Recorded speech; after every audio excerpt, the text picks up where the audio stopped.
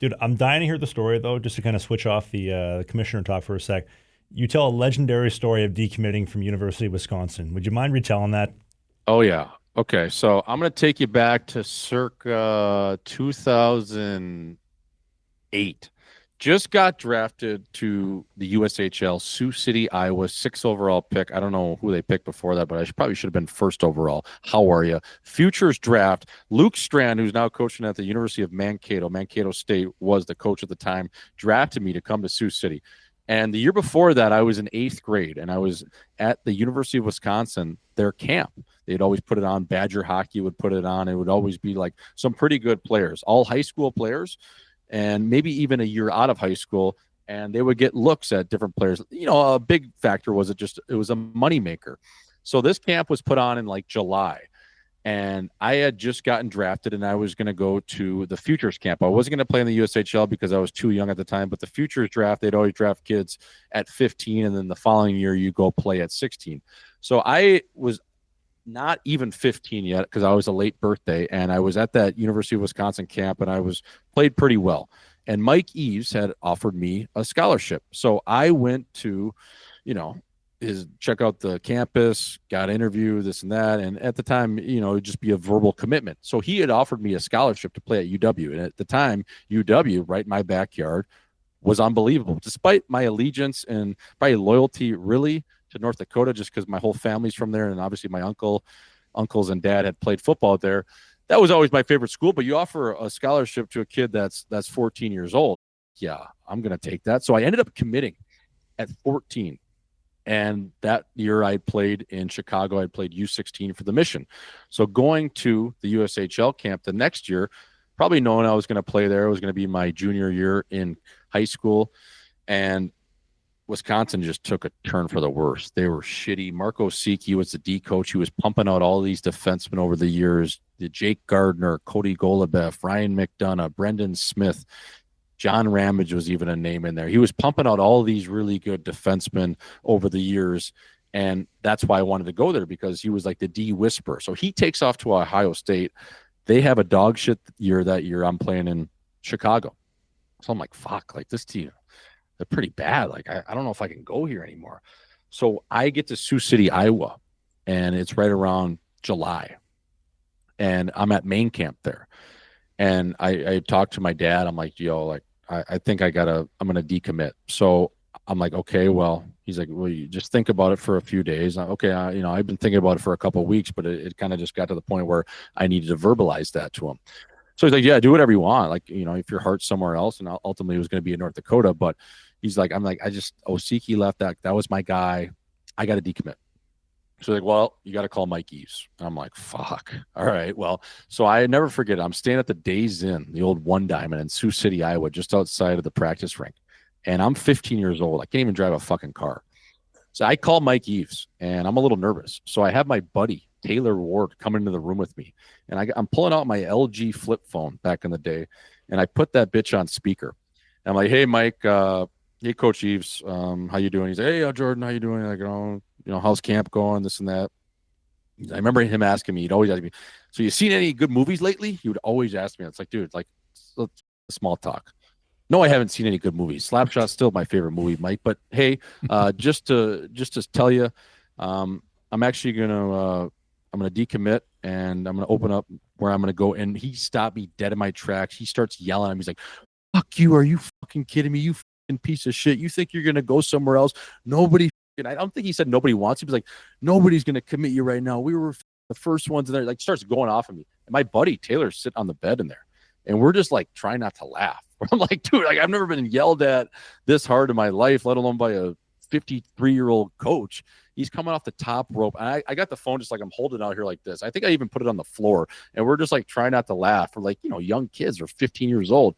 So he goes on a tirade for probably like 2-3 minutes. Like, it was long, like maybe not that long, but in real time it felt like it was 3 hours.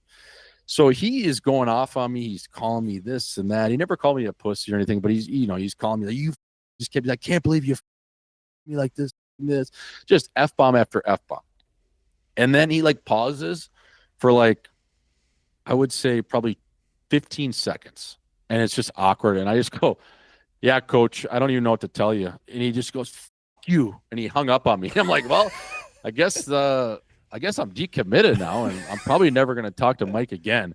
So that was that story. And then fast forward like 10 years later, we're at the Eagles Nest, Verona, Wisconsin, hometown USA, where I'm from. In hometown USA, population 8,000 people. I walk in the locker room just on a random summer July day. I'm going for a skate with the skills coach there. Pavelski's there. My brother's there. We're walking in for this skate. We go into locker room 2.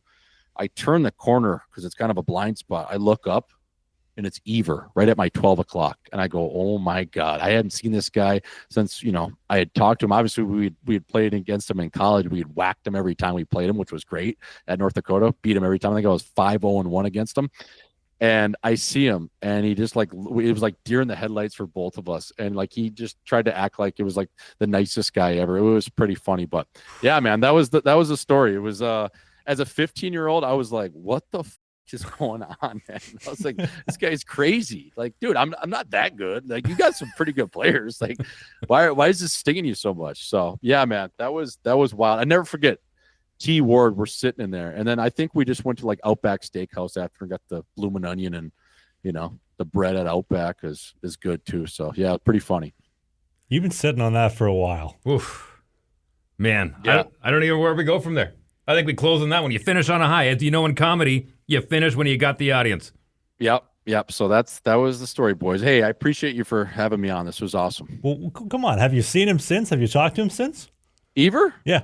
Just that time. I was probably 23. And then he had coached. Was your asshole puckering when you saw him?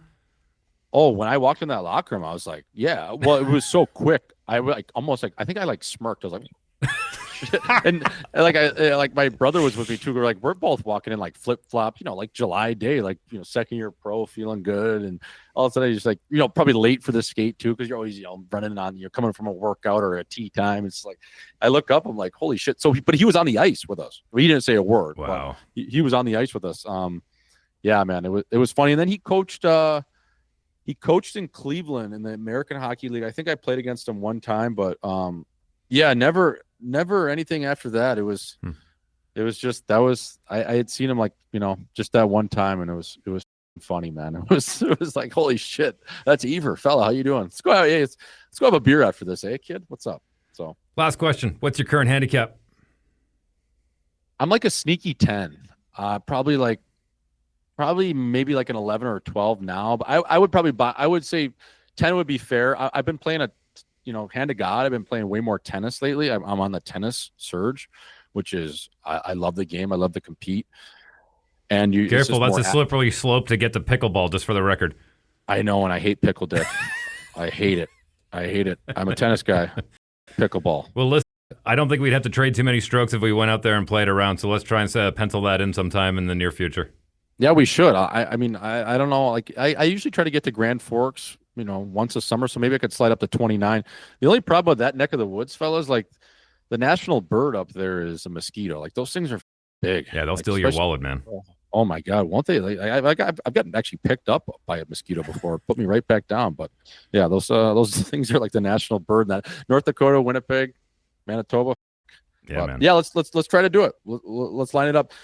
I've been trying to get up to Winnipeg too for maybe like a live show or something. So if we can come to terms with someone up there. We do a hockey podcast called Sling the Biscuit every single Sunday. The clips, the bite-sized chunks are right here. Only the hits, the full-length show, which you don't want to miss, is right here. That's Dave. I'm Travis. We'll see you soon.